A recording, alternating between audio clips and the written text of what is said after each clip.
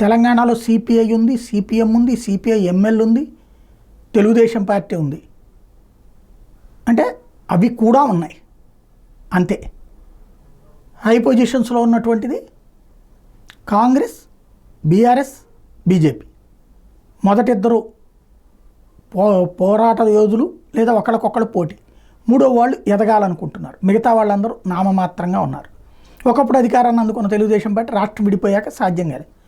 ఆంధ్రప్రదేశ్లో ఇక భవిష్యత్తులో జగన్ పరిస్థితి, వైఎస్ఆర్ కాంగ్రెస్ పార్టీ పరిస్థితి అదేనా?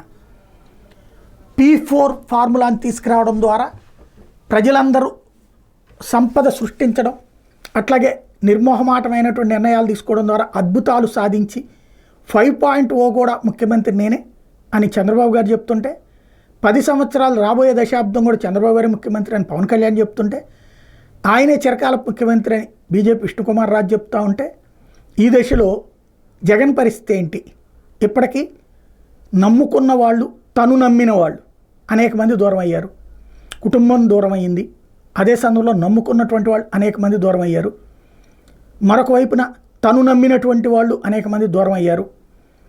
ఇంకో పక్కన సోషల్ మీడియా యాక్టివిస్టులు, ఓ పక్కన అరెస్టులు, జైళ్ళు ఓ పక్కన నడుస్తుంది. కార్యకర్తలు అనేక మంది దూరం అయ్యారు. ఇక ఇక్కడ కూడా సిపిఐ, సిపిఎం, కాంగ్రెస్ నామమాత్రంగా ఉన్నాయి. ఆ స్టేజీకి పరిమితం అవుతుందా వైఎస్ఆర్ కాంగ్రెస్ పార్టీ, లేదా భవిష్యత్తు ఉంటుందా? జగన్కి భవిష్యత్తు ఉందా లేదా? ఇది భవిష్యత్తులో ప్రజలు తేల్చే అంశం.